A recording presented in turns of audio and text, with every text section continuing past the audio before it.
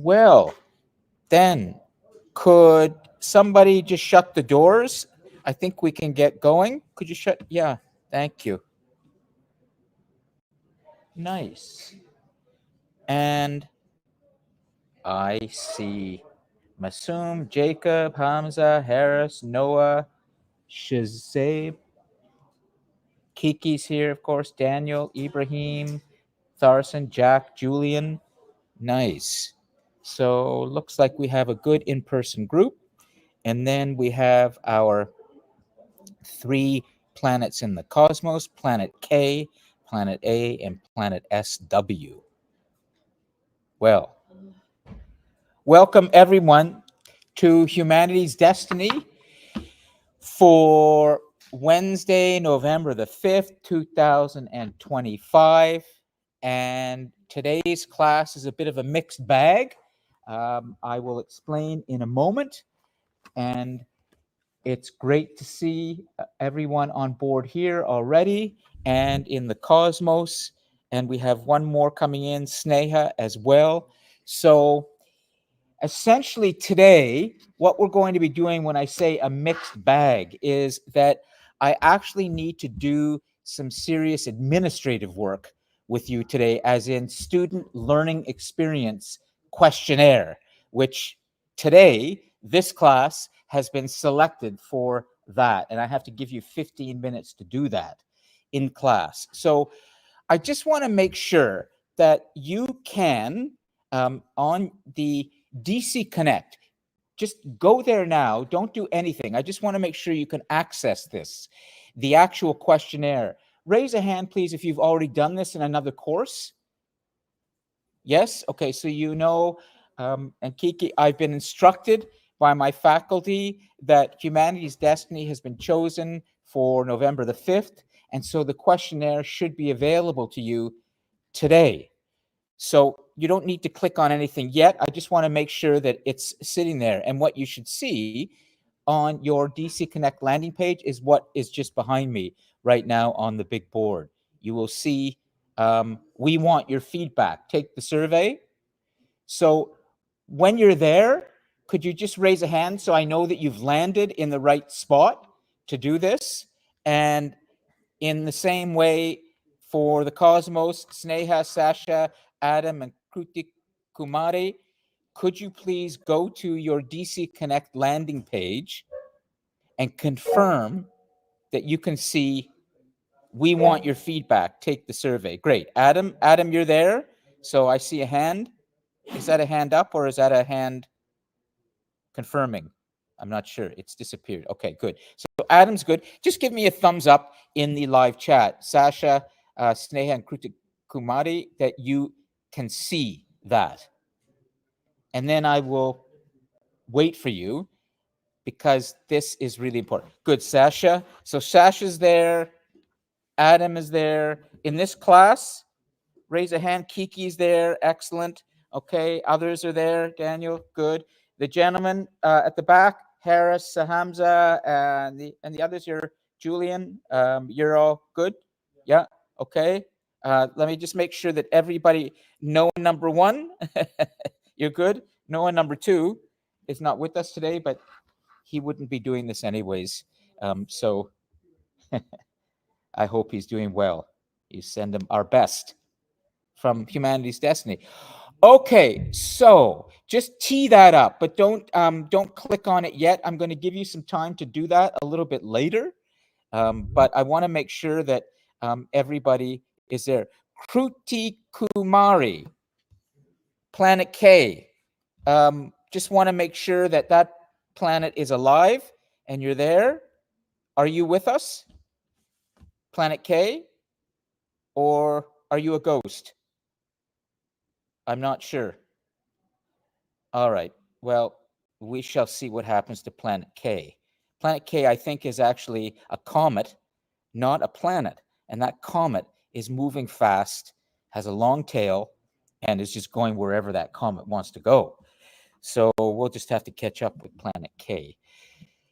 Excellent. Okay. And there's something else I also want to tell you about in terms of the event that's happening on November the 19th. And as Harris has rightly pointed out just before the class, the deadline for assignment 2 is coming up and it's too close.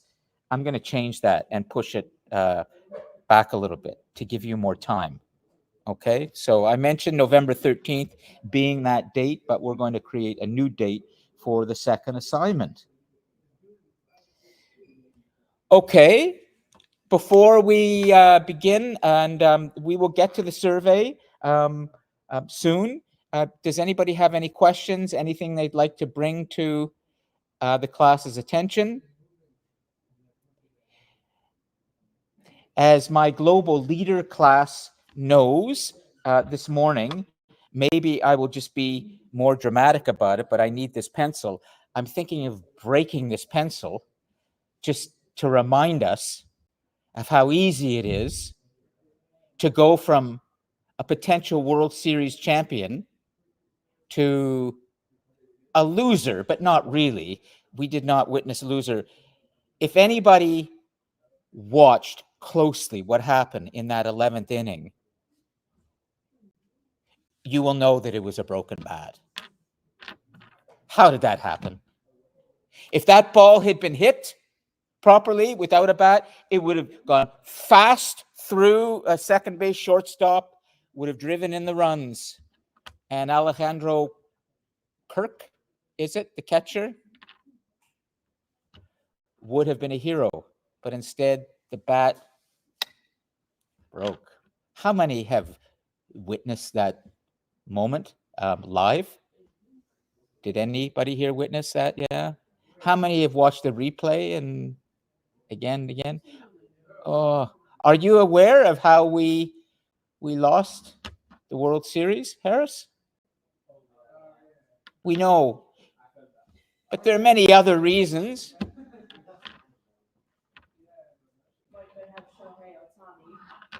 Yes, but he was kind of shut down. By the third inning of that game, he was out. We were up, but we could explore many other reasons for what happened. But I have to say, I'm very proud of everything that we did.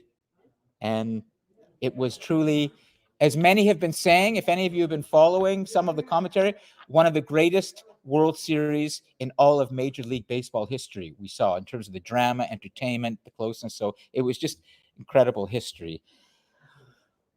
Okay, so that's very important stuff, baseball and sports, but we have more important things to do today. Now, let's just do a little bit of review before we get to some of the other things that we need to, including the survey. And the first thing I'd like to do is Julian Supers and Hamza Ali wrote two good questions in the discussion 8 post. So, you know what I'm going to do just to kind of make sure that these four gentlemen who love to interact, and I never want to stop that, but I would like to bring one of them up here to just read out loud their question from discussion 8 post. But maybe we'll do the two of them since they both had good questions. So Julian and Hamza, would you please come up to the podium and bring one computer with the discussion 8 post there? And I'd like to talk to you both about your questions. Now, in terms of a longer discussion 8 post, Jacob Koze, who's in another solar system in this class, I believe he's never been here in person. It's asynchronous, so he's in a distant solar system. He's written an excellent discussion 8 post as well that I wanted to read out loud. But anyways, let's make sure. Come on up, Hamza. Bring your discussion 8 post, and Julian as well. And let's engage with these two students a little bit by way of reviewing what we were doing last week. And I will give them a little bit of space. How are we looking, YouTube? Yep, that's what matters. Okay, Great. They're coming up. They're finding it. And let me just see. I might be able to find it too, but it's important that they have it here. Okay, Julian, come on up. Here come two good minds in humanity's destiny. Please stand here, the two of you, and just speak to outer space as well as the actual space station right here. Okay, so come right here. We want to see both of you right in front of the camera here. And you see up there, okay? Yeah, okay. So we're reviewing right now, everybody, a little bit about what we did last week. So Julian, what was the question that you wrote? Yeah, so my question was, how will humans communicate with each other in 250 years from now? I love that. How will humans communicate with each other 250 years from now? Please think about that. And then I'm going to let Hamza also read this out loud. Remember, what we did last week is we were looking at this idea of what lessons can we get from history? What are some of the important forces in the human story? And then we projected ahead and looked at, well, given what we know about where we've been and what's been important to humans in a very introductory way, we kind of looked ahead at, well, what might we be in 250 years based on the idea of what was the biggest force that we discussed last week, the biggest force in the human story when you look at history. Just a second. Hold on. We gotta squeeze this. Just a little bit of tension here. Okay. Just put yeah, off the top of your head. There's a student already who's telling us this, and he's doing it from his memory. What is it? What's so important when you look back at the story of humans on planet Earth? What's been happening? And knowing that this force has been there, we can then start to think about the future in a way that has a little more accuracy. What was that force? Yes. Complexity, yes. But what's driving everything on this planet? Number one.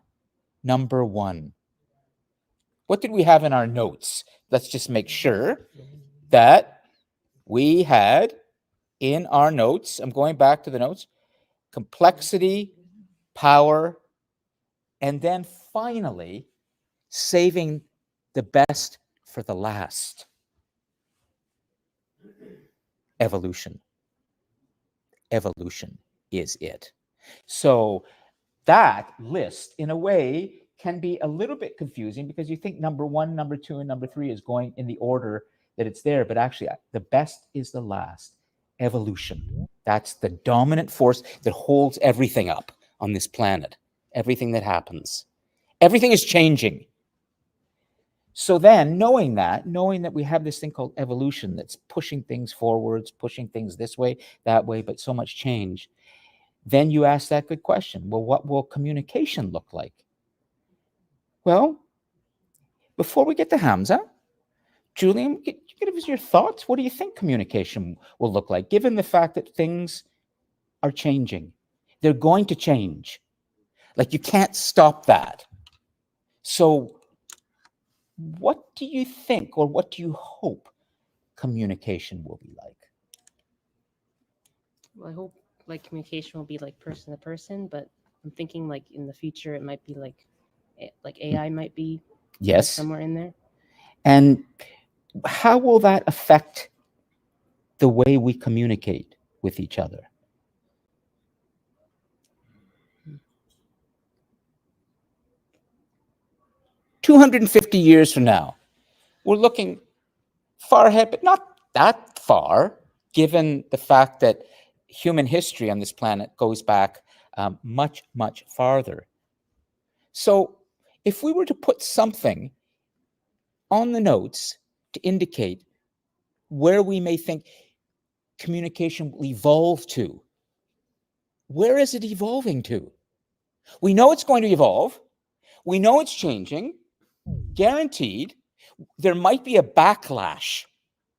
against that change, because that's often what happens today. We see a lot of people getting angry at the way things are, and there's a backlash of, let's stop this. Let's not go there. It's going too fast. We might even say the United States is in a period of profound backlash. But that's something else. So where are we going then with communication? What are we aiming for?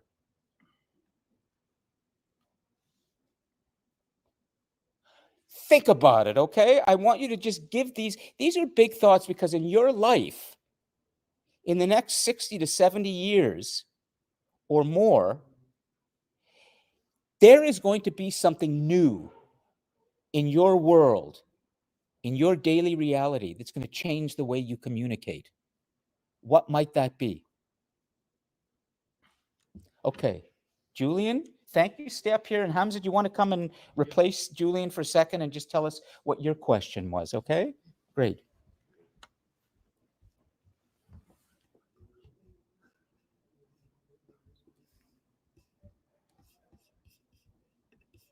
I will find Jacob's. Discussion post 8. Oh, yeah. Okay. Go ahead. So the question I wrote is, why do you think that in 250 years from now, disability will not exist? This was a really great point that was made at the end of last week's class. I don't know who it came from, made it to the notes, but we started to talk about the idea of, well, is it possible that the idea of human disability will change and there won't be disability? And then, of course, there was this very courageous and wise contribution that Kiki made, and really appreciated the way you shared what you did with the class. And the truth is, from my estimation, and probably from everybody else's, you don't have a disability. It's the way the world describes it now. But what does that mean, a world without disability? Why would we even be mentioning that? Does that mean we think there's a lot of disability now and that we need to eliminate it or change that? Or does it mean something else? Is it possible that our conception of disability right now is not correct? That many people we label as so-called disabled aren't really. They have different kinds of talents, different kinds of contributions, but maybe there is already no disability in the world. The problem is our ignorance. What do you think? Kiki? Yeah, honestly, I think that we should be working towards, rather than eliminating disability, is accommodating it. Yes. Yeah. Unfortunately, there seems to be a lot of push to just eliminate the problem rather than accommodate the problem. Yes. Which I can't say as I agree with. Yeah. We have to open ourselves to a very important thought. Just to give you something really small to think about, Noah.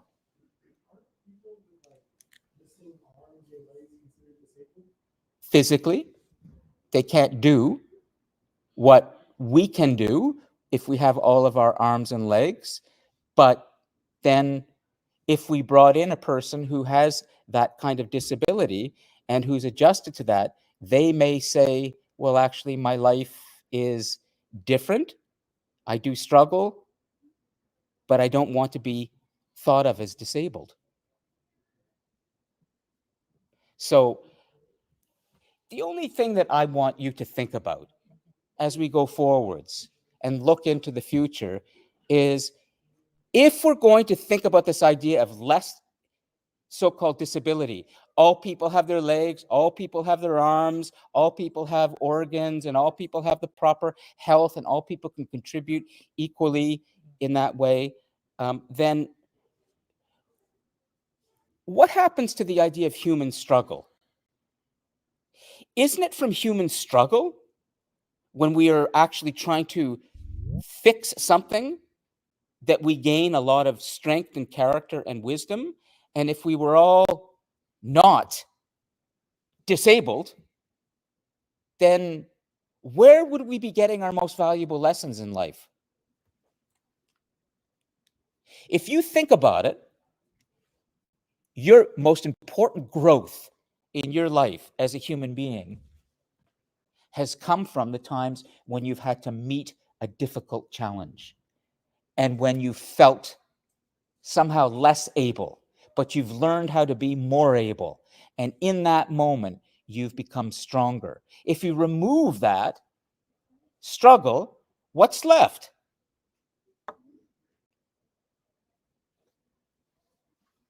Am I wrong in asking these questions? Where do we gain our greatest lessons as human beings in our lives? Where do we grow the most? When do we change the most? When everything's going well? Okay. Anything you'd like to add to these big thoughts? I'm glad you latched onto communication and disability. Things are going to change over the next even 10 years. Gentlemen, thank you for coming up, okay? That's great. So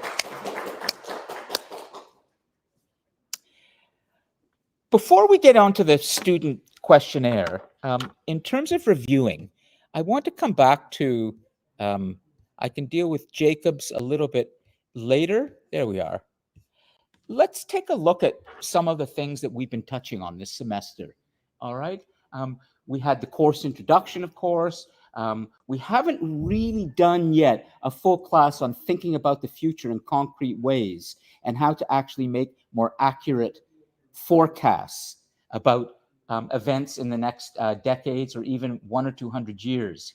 That's something I'm going to leave still to later because I'm preparing some new thoughts on that. History's lessons, of course, we did last week. The next big thing, we've been touching on that. Sustaining it is all about sustainability and whether we can sustain human progress. We've touched on that, but I will continue to.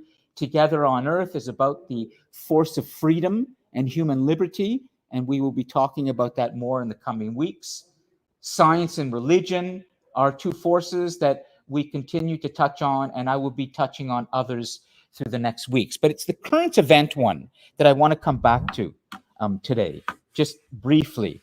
And I want to just check in with each of you and put a list going on the board of what are some of the critical current events happening in the world right now that speak to our future in important ways.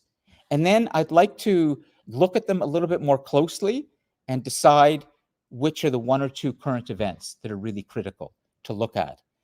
So before we do that, who's ready to go and get their participation marks on the smartboard?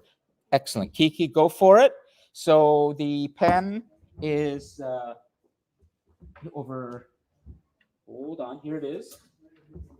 There's a pen, or it's on the other side, sorry. So just take it from the right side. I'm going to bring my notes back. And if you could start a new slide, Kiki, and just call it current event. Now, just current event, all singular, current event, not current events, just current event. Because we really want to determine together, as we look at the world right now, what event is taking place that you think is of such magnitude and such impact that it's going to have a real impact on our future. And in that impact, it's going to evolve. It's going to be changing over time, but it's going to be very important to think about. I'm not sure exactly what to think about when I look at the whole world today. And I'll just bring the map here for a second. And I've got things a little teed up so I can move a little faster today. But here's the world, okay? Let's take a look. And this is human civilization. When we look at a map of the world, what we're looking at, of course, is just the planet flattened out. And we see that the humans have colonized planet Earth.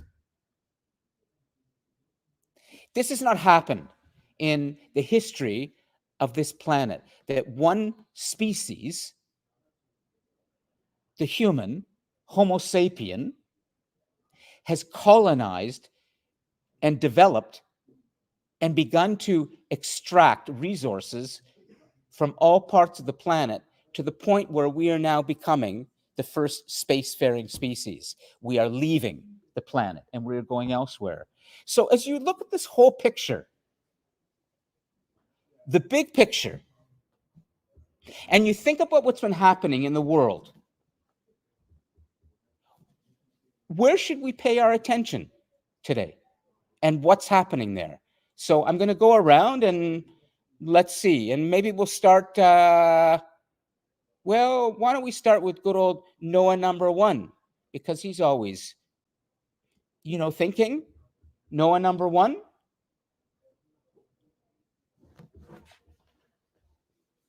Noah number one. I'm looking at planet Earth, at least human civilization on planet Earth, about 200 countries, 200 independent countries, or 196 when we look at the United Nations defining independent nations. We see them all spread out over 7 continents. But really, when we look at the world, we can break it down to 2 big parts of the world. There's the Eastern Hemisphere, everything east of the Atlantic Ocean, and the Western Hemisphere, everything west of the Atlantic. So the Americas and Afro-Eurasia, and then Australia. We have about 8 billion people right now on planet Earth. And we expect that it's going to peak at around 10 billion in the next 40 to 50 years. So we're everywhere. So Noah, as you look at this, you think about what's been happening in the world. What's something that is happening right now that we really have to pay our attention to when we talk about the future for everybody, all those humans on planet Earth occupying all those land masses? What's the event?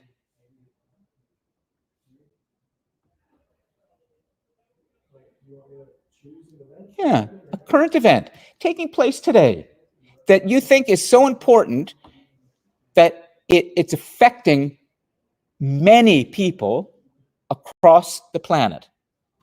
And it's so important that it's going to be there in our future, and we must pay attention to it. What might that thing that's happening right now be? Okay, let's put this. War in the Middle East. War in the Holy Land. Boy, has that been going on for a long time. It's not just between the Jew and the Arab, or the Jew and the Palestinian, but that's Arab, and then there are many different kinds of Arabs in that part of the world, or Muslims. Christians are, I'm just going to, if you go back into the Crusades and you go back hundreds of years, you will see that Christians, the Muslim, and the Jew, all who represent the monotheistic religions in the world, all believe in one God, they have fought over that part of the world. Jerusalem being the holy city, because that's where the sacred ground is for the Jew, the Christian, and the Muslim. So war in the Middle East goes back a long time. So we might say war in the Middle East is something that probably is going to be there in some form 100 years from now. Does that sound right? But then what might it be? Is it going to evolve for the better? Might it go backwards? Might there be some kind of peace? We don't know, but you've put your finger on something. War in the holiest part of the world for the believers in one God. Because for an Indian, or a Chinese, or a Japanese who might believe in Buddhism or Hinduism or Sikhism or any other faith, they have multiple gods. They're not so interested in Christianity, Islam, or Judaism. They have other religions. But for those that believe in this single God, Noah, one God only, then we say war in the Holy Land, particularly war around Jerusalem, the most sacred city, has been going on since, my God, since the Romans went in there and took over, and then all the Jews were expelled from there. But you can go back even further in history to Mesopotamia. And anyways, so you're, what's that? I said even before Mr. Jesus died. That's right. Even before Mr. Jesus died, long before we had conflict. Okay, war in the Middle East. Let us see who, next to Hamza is a smart student. What's your name again next to Hamza? It's, yes. But Masoom, yes, Sufi, right? Okay, Masoom, war in the Middle East is now taken by Noah. What's another event taking place in the world that we need to pay attention to? Because it's been there for a long time, but it's really important now, and it's going to continue, and we have to think about our future in terms of that particular event. What might that event be? Happening now. Happening now. Nigeria. Well, let's talk about this for a moment, okay? And let me get a little bit fancy, okay? And try a little zoom in with my, look, here we go. Nigeria, come on. Oh. Okay, we've had a little bit of a crash there, but let's come back. We can recover. Look at that recovery. Man, okay. Here is Nigeria, right in here. Nigeria is one of the largest by population countries in the world, something like 350 to 400 million people. Largest country in Africa, too. If you could see, this should be Nigeria going up into here. It's not Niger, it's Nigeria. But anyways, why do you say Nigeria? What's going on, Masoom? What's happening in Nigeria?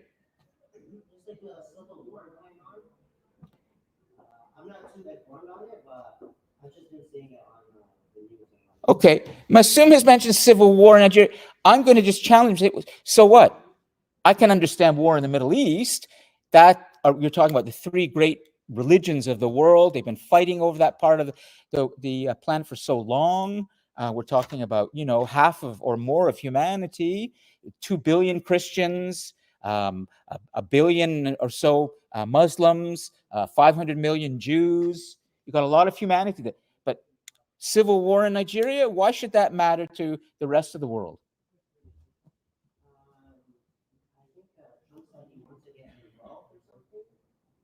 Hmm? We all know how that goes. I'm not so sure it passes the test of being something that really relates to all people or many people on the planet right now. That's what we're trying to determine. Masoom, current events taking place that affect a large portion of humanity. Humanity is spread out across the planet. I'm going to say that's a bit too local for now, okay? It just doesn't have the impact yet. Yes. What's that? Now I'm going to give you a force. Human migration. Human migration.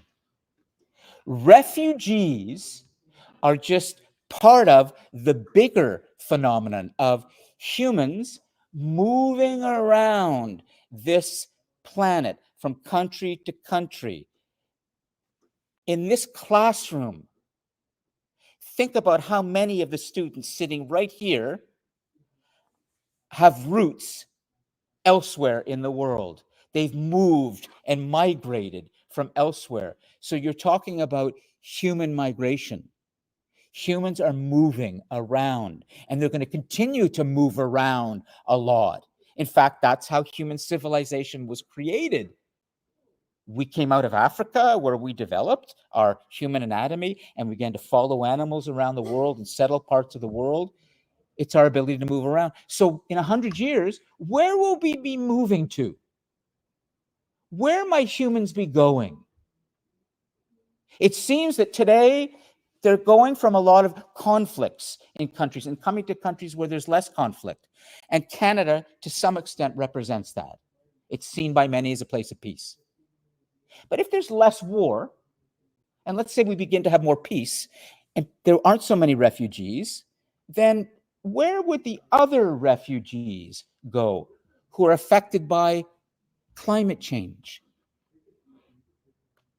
This is a new problem, climate refugees.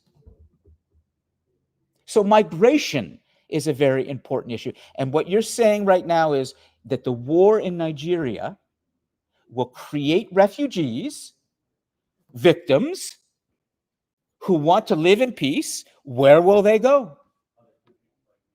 Absolutely. Now it becomes a bigger issue for us, Masoom, when we look at it that way, okay? But we'll include it with human migration. We see a lot more human migration in the world when there's more war. People move around. They're escaping. They're fleeing conflict in their own countries. They're seeking peace. They're seeking a place where they can grow. Okay, let's try a few more, okay? And then we'll move on. So thanks, Masoom. And it's, what's your name? It's Ibrahim. Yeah, thanks, Ibrahim. So Ibrahim, that's good. Noah, Daniel, you want to try?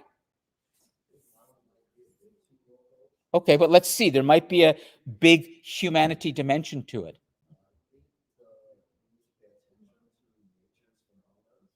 What's that? Nature's. Well, now you're getting to something quite interesting. Are you talking about the natural world?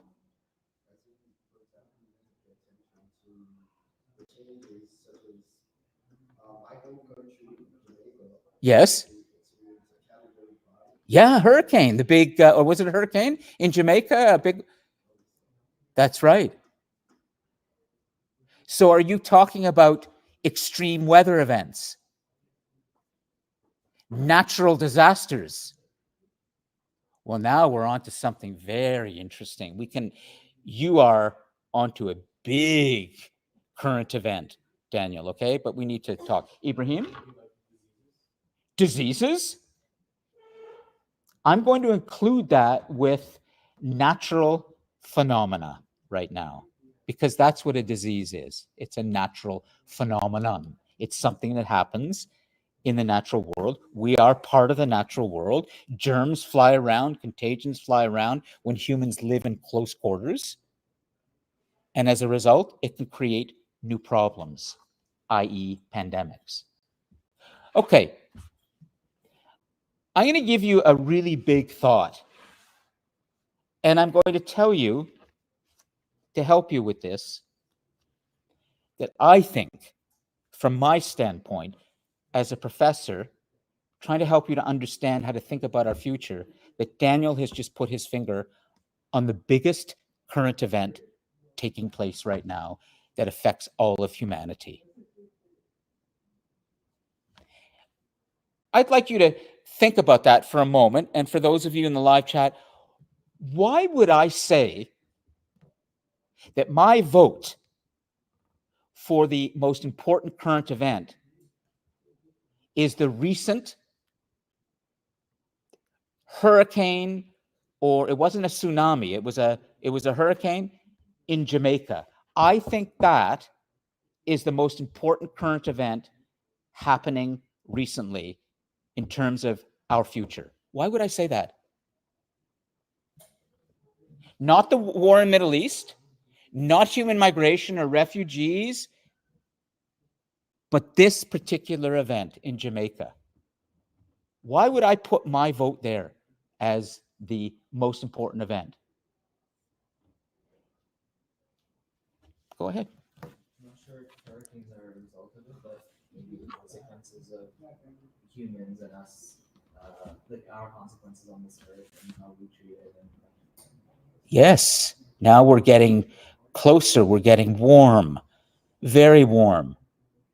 I'm going to introduce you to a really important new term. We have talked about planetization, have we not, in this class? Have I mentioned that term to you? I would have, okay? And I've told you that planetization is when we begin to understand that we humans must be thinking of the planet because we humans are affecting the planet, so that our actions collectively now have repercussions everywhere. Everything, everywhere, all at once. It sometimes feels that way. Things that humans are doing now, particularly the waste that they are creating, is leading to a destabilization of the natural world that is affecting us all. Well, here's a term that I'd like to introduce you to, and then we'll move on. Could you please spell this and just say Lon's vote?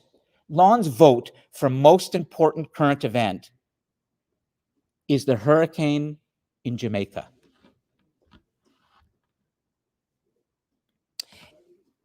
And Daniel, as we talk about this and explore this, I'd like to ask you for a few details. You may not have them, but at least help us. Have people been killed? Have people died in this? Can you give us a sense of what this hurricane was like in Jamaica? How bad it was? Do you have any family down there who are affected?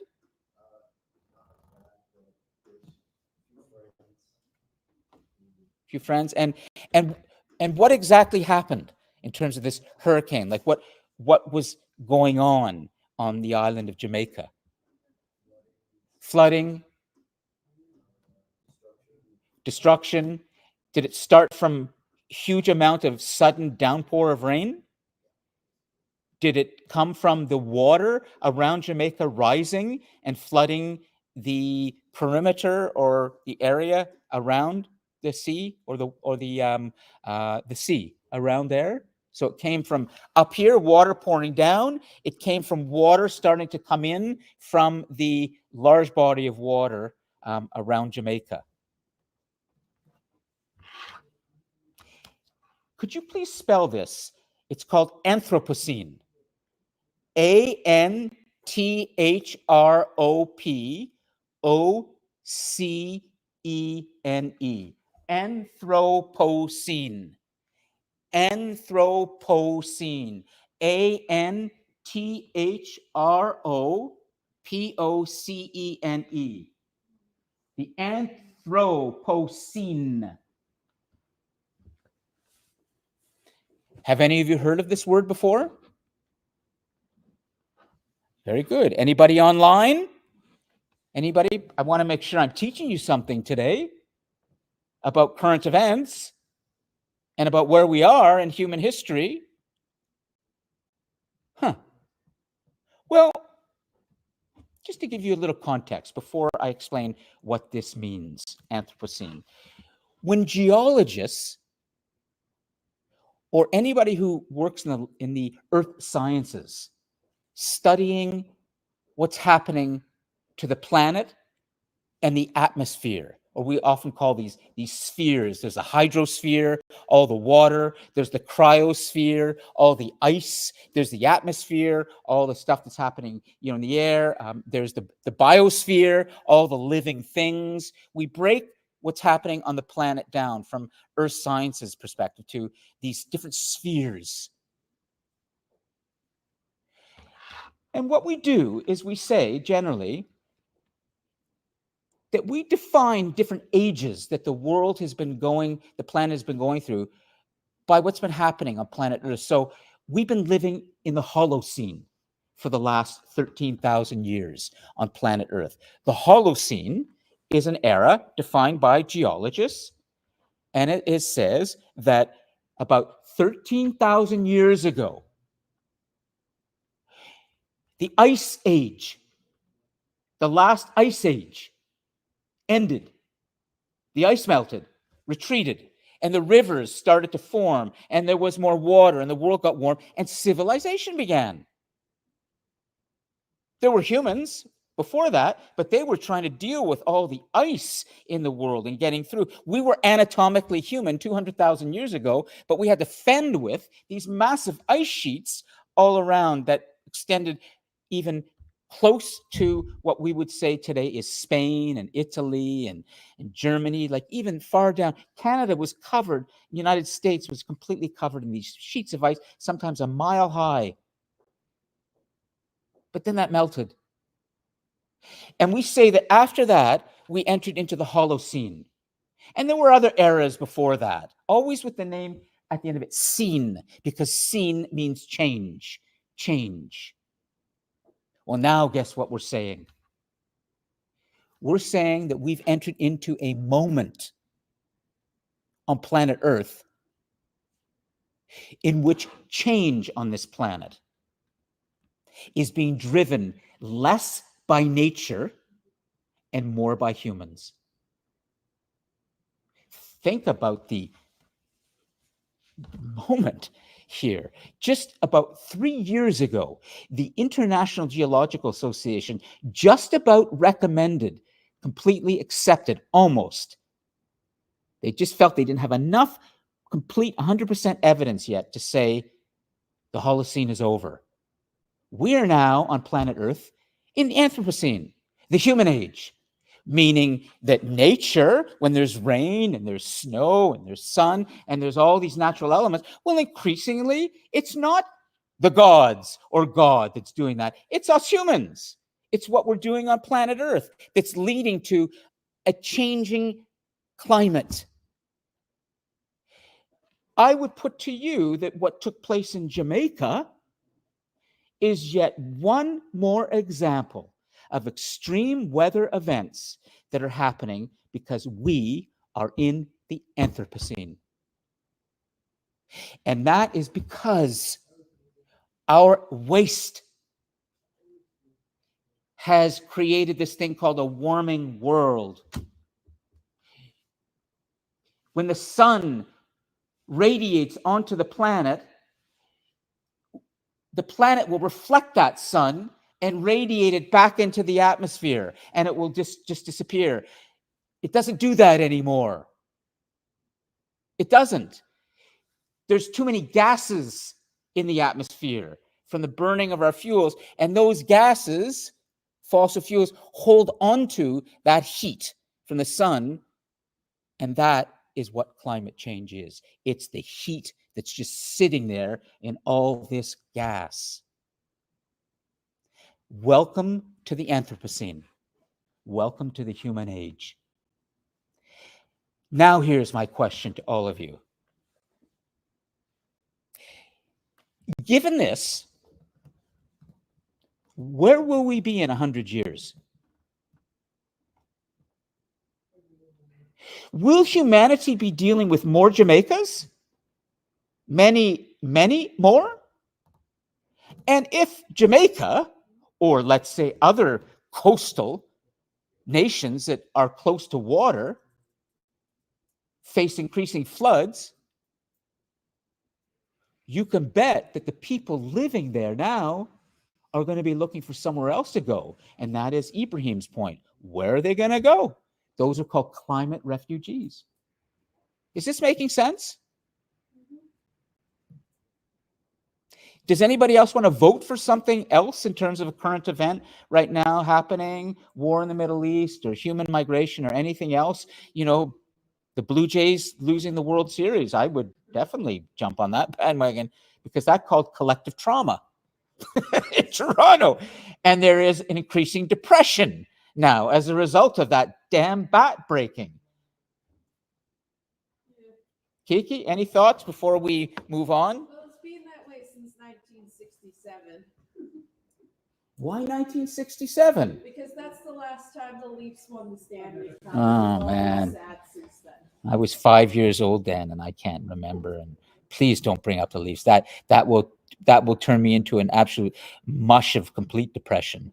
I won't be able to function if I think of the Leafs. Sasha, what was new to you? Anthropocene? Is that what was new to you? Well, something's new to Sasha. And okay, so let's move on. I would ask you now to please go to, well, first, before you do that, let me make sure I've covered everything here. Yeah, I have. Is there anything anybody would like to say to a current event? Anthropocene equals human. Anthro. Human is the root, the word. Anthro. When we talk about anthropomorphize something, when we say we're giving human qualities to an animal, we anthropomorphize that animal. Anthro means human. Scene means change. Human induced change on planet Earth, the Anthropocene.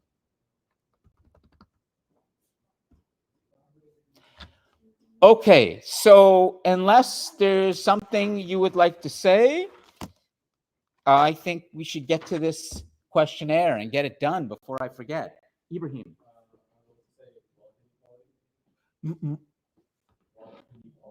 Wealth inequality, for sure. That's definitely there when we see wealth inequality. But I would say to you, Ibrahim, there is nothing like the air that we breathe, the water that we drink, that is more relevant to all humans than the climate.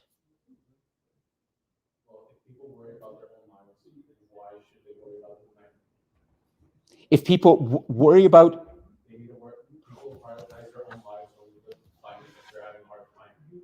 well, this is good. Could you, just so everyone can hear you, can you come up here and we can talk? No? Okay. Damn, it's because of this room. And I wish everything would work. Okay. So I just want to make sure that people hear what you just said, and then I can respond. Your point is that you're saying maybe wealth inequality, as in there are a smaller number of people in the world getting richer and richer and richer at the expense of everybody else. And we might say that's a result of capitalism, a global system in which increasingly we see individuals who manage large corporations who are not accountable to anyone but their own stakeholders or shareholders to make as much money as possible. And we're talking about large corporations. And when those large corporations become wealthier and wealthier, like Elon Musk, for example, or we might take any other big global multinational, we see a one or two people at the top of that company who are immensely wealthy, and many others who will never come close to acquiring that wealth. Is that what you're saying? There's some kind of imbalance in that system? Yeah, the imbalance between people caring more about their own lives than they care about the future, because they got to worry about now, not later. And is that more important than the air that we breathe and the water that we drink? I'd say it's just as important. Okay. In order to access the air that we breathe and the water that we drink, we need to pay for it. Let's put wealth inequity there. And we'll just leave that for now and say this is perhaps as important as climate change, maybe the same. I would certainly say to you that when people don't have enough, and if that's about 1 billion on this planet of 8 billion who don't have enough for their next meal, we can forgive them if they are not thinking about climate change, because all they care about is where they're going to get their next meal or their next paycheck, if they even have a job. They don't need to worry about recycling. They don't need to be worrying about fast fashion that leads to so much consumption. They shouldn't have to, because they have more important things, their own immediate survival, right? Yeah, that makes sense. Is that it's at such a large scale now. Like,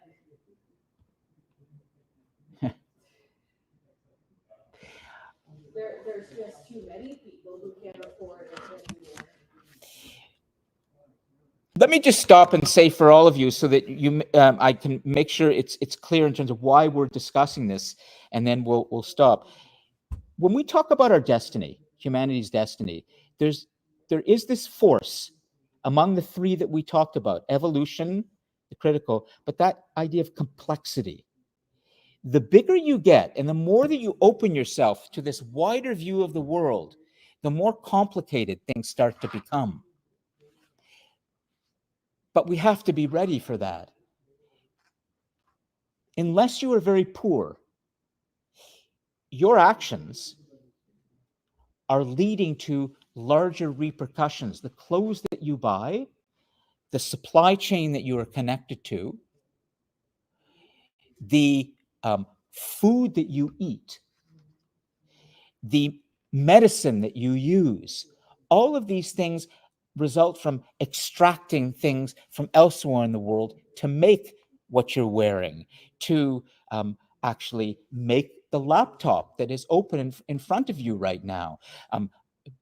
Artificial intelligence needs huge data processing centers to actually manage the amount of computers necessary. And to cool those computers, you need a lot of water.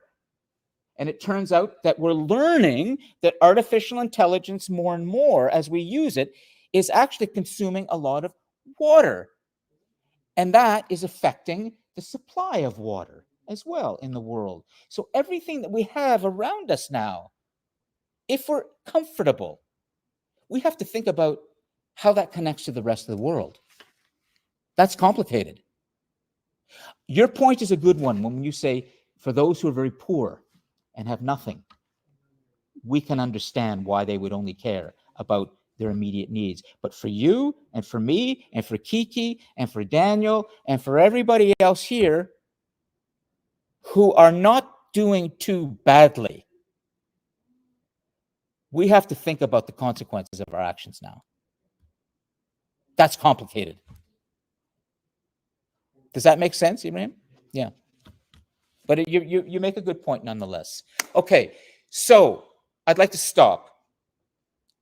And we've determined that there are some current events taking place that we need to think more deeply about, because our children and our grandchildren and our great-grandchildren and others will be dealing with these issues. Absolutely. And these issues will change, but they will be dealt with in some form. Could you please go to that questionnaire and let's get it done before time is out? So could everybody please turn their attention to the student learning, whatever it is, questionnaire feedback, the latest name for it, and could you just please complete it? I'm not supposed to help you. All I'm supposed to do is just tell you where to go. So don't ask me anything. Ibrahim. Okay, go to your DC Connect landing page. You should see this when you land. Just a second. Hold on. I'll bring this back here. That's what you should see. We want your feedback. Take the survey.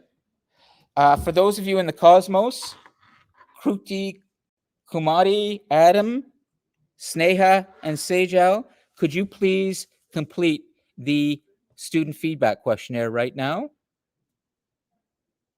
Are you all clear on where to go? Adam, you know, right? I think you had mentioned it. Are you good? Sejal? It seems to be a bit of a dead cosmos right now. Are there people on those planets? Sejal, Sneha, Adam, and Kruti Kamari. Are you real? Are those planets alive? Okay, Adam, do you know where to go to do the student feedback questionnaire? Yep. Can you please go and complete it now? I have to get this done during class time. Good, thank you. I've been told it has to be done now. Otherwise, students won't do it. That's why I'm putting a pressure on you to do it. You're good, Kiki? You know the student feedback? You're okay, good. Okay. And I want to deal with the second assignment in a moment, so we'll get to that.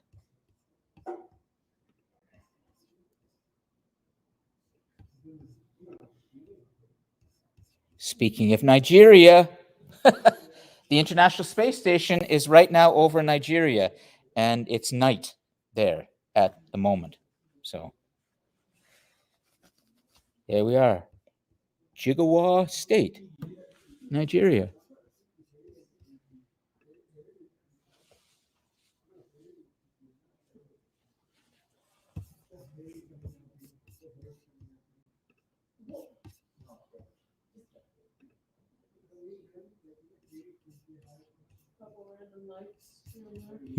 Couple random lights. Oh, now we've moved.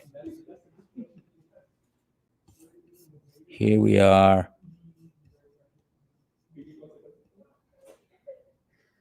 No, we're moving into the North Atlantic.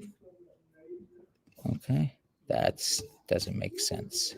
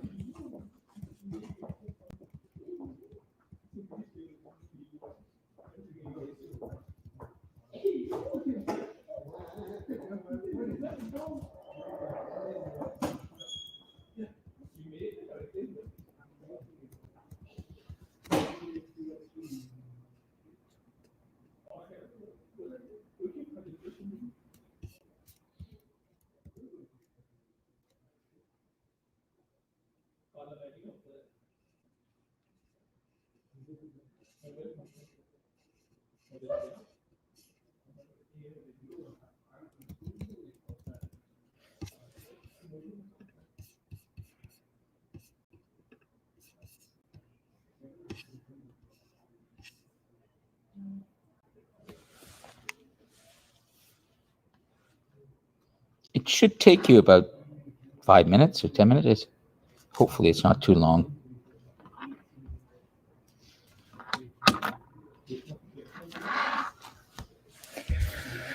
Great. Sejal, Sneha, Kruti Kumari, how are you guys doing? Are you alive?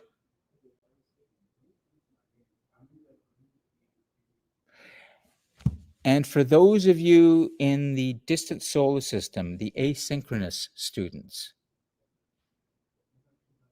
please go to the landing page on DC Connect, and as soon as possible, please fill out the student feedback questionnaire. And today is, as you know, November the 5th, and it needs to be done within the next 3 to 4 days. If you have any questions, please email me if I can assist in any way, but the questionnaire is now open, and I have been advised to make sure that as many students as possible complete it so that the college can get an accurate assessment of what's working and what isn't, and where improvements need to be made, if any.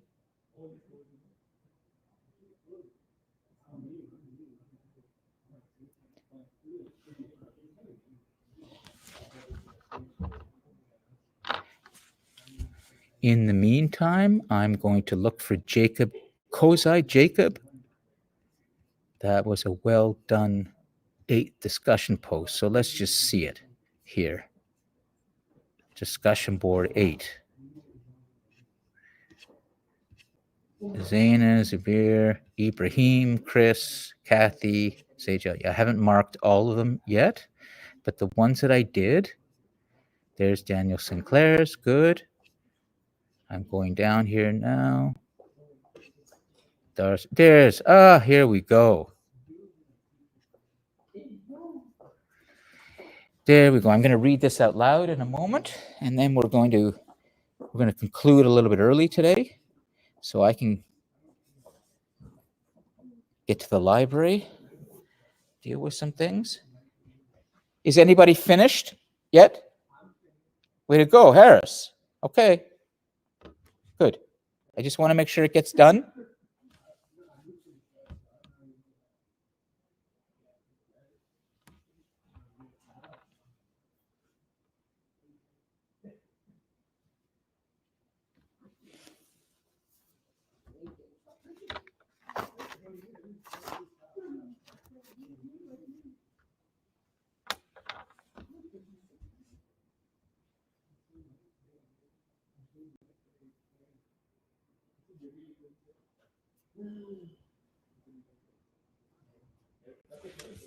Very good. I'll just leave a little note here for everyone online right now in the cosmos, excluding Adam, who knows what to do. Please go to the landing page on DC Connect and complete the student feedback questionnaire.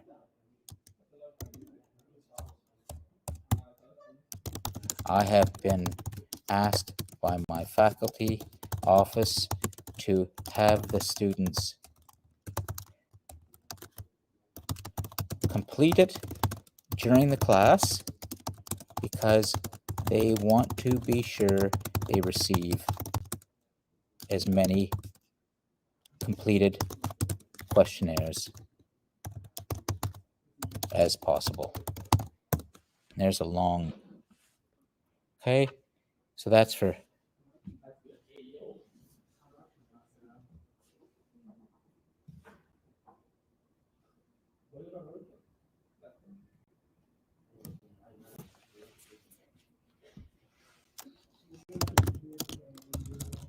Planet Sejal, Planet Sneha, and Planet Kruti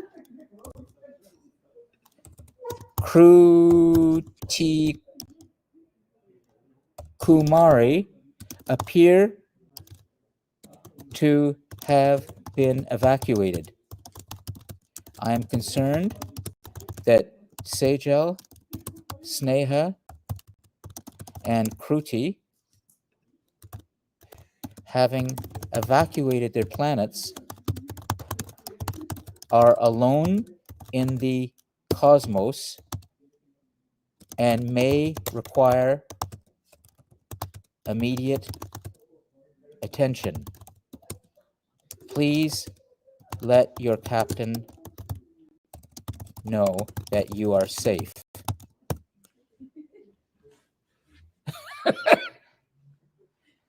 Oh, I couldn't resist. Okay, so so you don't get a headache looking at this. Let me bring this back because it gets kind of.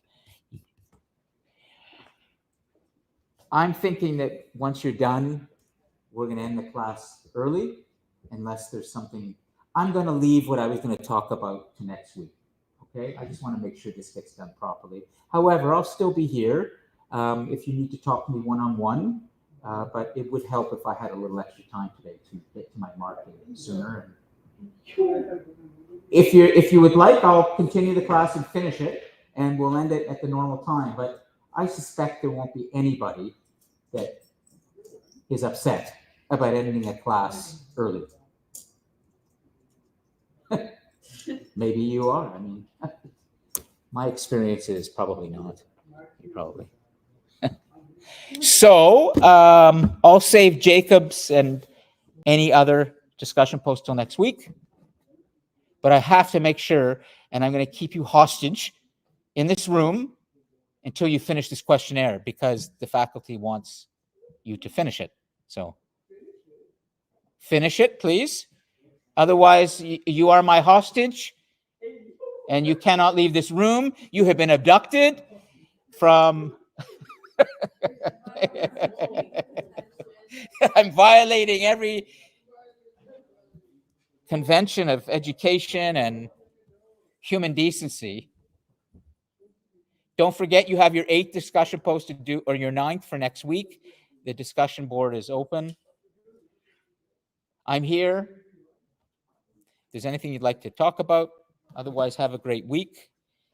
And I'm going to let everybody go in the cosmos too. It looks like these other planets have been evacuated. So we shall see next week.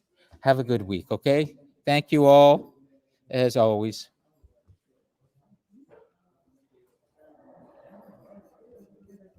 No more notes need to be done, I guess. What's that? No more notes need to be done, I guess. Okay. Thank you, Kiki. Okay. Okay.